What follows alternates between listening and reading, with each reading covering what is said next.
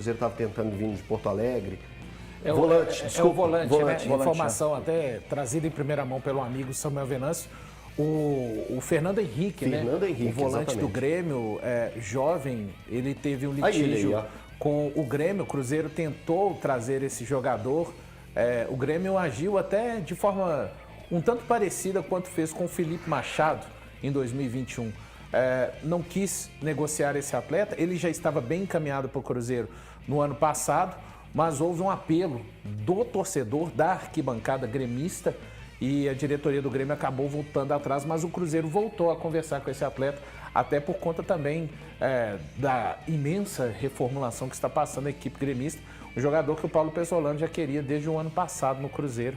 O Cruzeiro voltou a negociar com esse jogador. E se vier mesmo, né, seria com o Cruzeiro, com o Grêmio ficando com um percentual desse atleta para uma futura venda. O Cruzeiro viria então de forma gratuita, né? Um jogador jovem, com passagens... Eu falo gratuita fazendo assim, porque tem salários, tem muitas coisas envolvidas. O futebol nunca é gratuito, né, gente? Na seleção de base, um atleta que é visto pelo departamento de futebol do Cruzeiro, pelo Paulo Pesolano também, com potencial de crescimento e que casa com características que o Paulo Pesolano pretende ter em sua equipe. E o Cruzeiro também está tendo os reforços financeiros, né? A gente está vendo aí, já circula, né, que o Cruzeiro pode ter o terceiro maior patrocínio de camisa dos clubes brasileiros, ficando atrás apenas do Flamengo, do Palmeiras, e depois viria o Cruzeiro. Ô Sôlio, quanto que isso tem a cara do Ronaldo? Muito do nome do Ronaldo, né? Sim. Porque seria como o Midas, toca, vira ouro, né? Mas aí sem polêmica com a carne, porque aqui também tem a carne de ouro e ninguém faz polêmica com isso, né? Mas, enfim, é muito do que nós podemos dizer. Do nome, da marca Ronaldo, e também do que ele representa para o futebol, né? O Ronaldo que foi campeão com a seleção 94, 2002, e essa questão da marca é a questão de negócio também. A visão de negócio que o Ronaldo tem hoje, que o futebol hoje, a SAF é a empresa, então isso também leva muito essa questão financeira. Fica bom porque o Cruzeiro terá esse patrocínio sendo confirmado, o maior patrocínio até hoje da camisa. Ale, você imaginava que as coisas fossem acontecer assim de forma tão rápida na questão financeira para o Cruzeiro? É claro que você sempre martelou aqui, levantou a bandeira de que o Ronaldo faz mudar o patamar da equipe do Cruzeiro, faz mudar a forma de tratamento de investidores. Mas você imaginava que fosse tão rápido, podendo agora, em janeiro, anunciar o maior patrocínio da história do clube? Não, acho que nem o mais otimista torcedor do Cruzeiro podia imaginar que as coisas dessem tão certo, né? Porque se a gente voltar um ano atrás, você não teve uma injeção de dinheiro nas contratações, você não gastou muito dinheiro para contratar. Tanto que a gente sempre dá o exemplo aqui, que chega o Ronaldo e diminui a folha na metade, né? Inclusive com alguns ídolos, inclusive com alguns jogadores experientes, né, Valu? Contratados para a disputa da Série B. Exato. Que foram dispensados. O Pará já estava contratado, os zagueiros, né? Sidney, Maicon. Né, e aí a torcida fica um pouco assustada, o treinador também novo, que pouca gente conhecia, o Pesolano. Um começo de adaptação, evidentemente, em todos os níveis, né?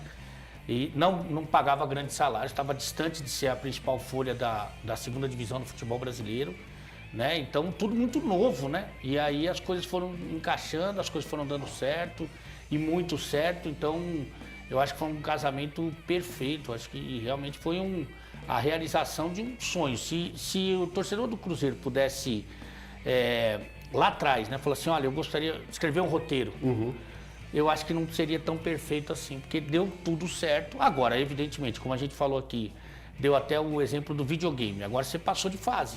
É uma fase muito mais difícil. Isso. Mesmo para o Pesolano, que é um grande treinador, já se mostrou isso, ele vai ter a primeira experiência na Série A do Campeonato Brasileiro.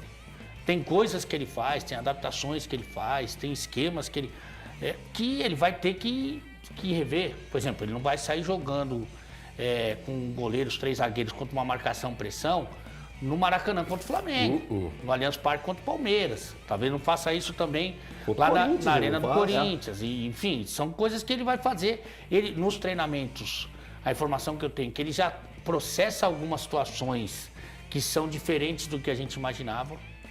Por exemplo, o Alisson é um jogador que tem treinado mais como zagueiro do que como volante.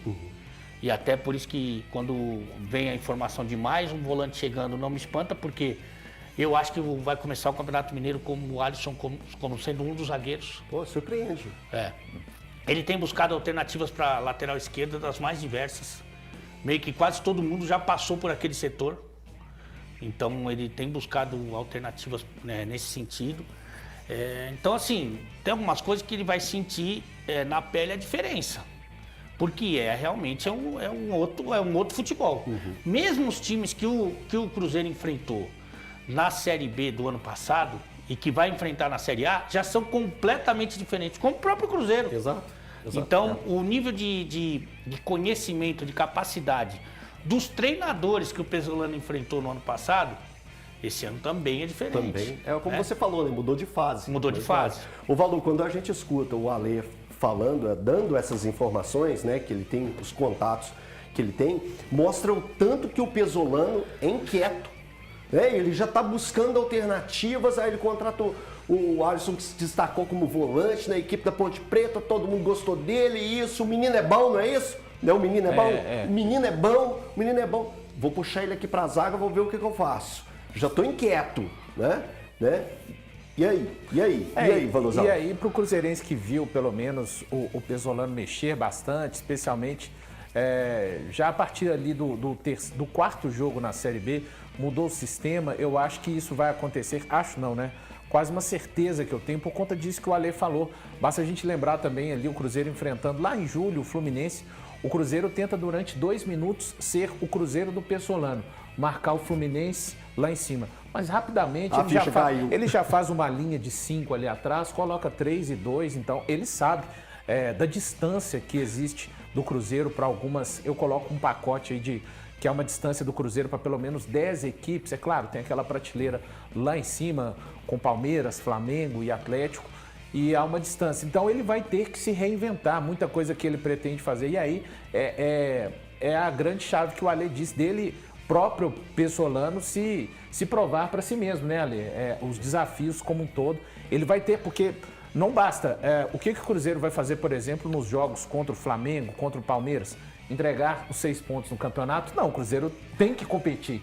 E de que forma? Aí cabe muito ao seu técnico o melhor desenho, melhor tática, estratégia para cada partida. O Valu foi polêmico ali, eu não concordo com ele não, quando ele fala que tem 10 equipes na frente desse atual Cruzeiro. Não, eu de verdade que eu não coloco assim, mas já vou puxar aqui um outro assunto aqui, ó, o atacante Edu postou uma foto do passaporte. Então tá aí, ó, Edu deixando o país, saindo Sulimar. Além do Edu, tem o Rafa Silva. Eu queria que você já pegasse o pacote, né? A gente vendo aí o passaporte do Edu, e falasse desse pacote, dessas 2 saídas, o tanto que podem pesar ou que você imaginava que isso fosse acontecer em algum momento da temporada. Se o Cruzeiro vai sentir muita falta, principalmente do Rafa, como que você avalia essas 2 saídas? Por um momento do Cruzeiro, o começo de temporada, assim, você tem um atacante, realmente pode preocupar um pouco. Então, a equipe do Cruzeiro vai ter que ser bem assertiva para repor essas 2 saídas. A do Edu, que é aquele referência mais que também auxilia, puxa a marcação. E o Rafa Silva, pelo outro lado, é aquele jogador que abre as linhas, né, pelo lado esquerdo. Então, o Cruzeiro tem que procurar bem no mercado essas peças e dentro desse negócio de oportunidade, igual está fazendo com o Fernando Henrique, outros jogadores. No momento, para estreia no Campeonato Mineiro, o Cruzeiro tem que pensar em outros nomes para o ataque. Não que os que restaram sejam ruins, mas o Cruzeiro tem que pelo menos repor, pelo menos próximo do que esses jogadores mostraram no Cruzeiro. Tem uma coisa, Elton, que é o seguinte. Os caras, pegar o elenco do Cruzeiro de 2022, tem uma grande turma aí que, na avaliação da direção, não servia para o Cruzeiro disputar a Série A do Brasileiro e já foram embora, ok? De 23. Tem algum... Que o valor era uns 33. E mais alguns que estavam fora do... Aí tem alguns que servem para composição de elenco e esses caras são muito satisfeitos de continuarem no clube. E tem os bons, os caras que se destacaram, que foram referência do time. Sim. Esses aí, o Cruzeiro obrigatoriamente tem que olhar assim de um jeito especial. Que aí é Rafael Cabral, que teve um acerto no decorrer do seu contrato, teve um acerto salarial. É o Oliveira, que teve uma renovação. Né? Tem alguns jogadores que... O Edu, por exemplo, talvez ele esperasse uma... O Neto, o Bruno Rodrigues... Neto, o Bruno Rodrigues não teve. Não teve um... O Edu não teve.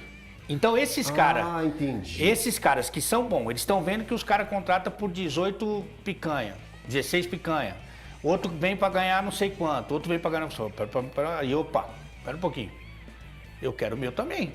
Que eu roí o osso, eu quero comer o filé. Você fala que ele queria ter uma melhor... Esses caras não querem... Avaliação na temporada passada. Agora em 22. Avaliação... Avaliação. Avaliação. Isso, avaliação. Esses caras, eles, quando não tinham dinheiro, quando estava todo mundo segurando ali, eles estão juntos, estão no mesmo barco. Quando esse barco, ele, sabe, você vai, já tem um cara tocando um violino, já começa a servir uma champanhe, ele falou, eu quero. Alguns tiveram, alguns não. Esses caras que estão no Cruzeiro, eles não querem sair do Cruzeiro.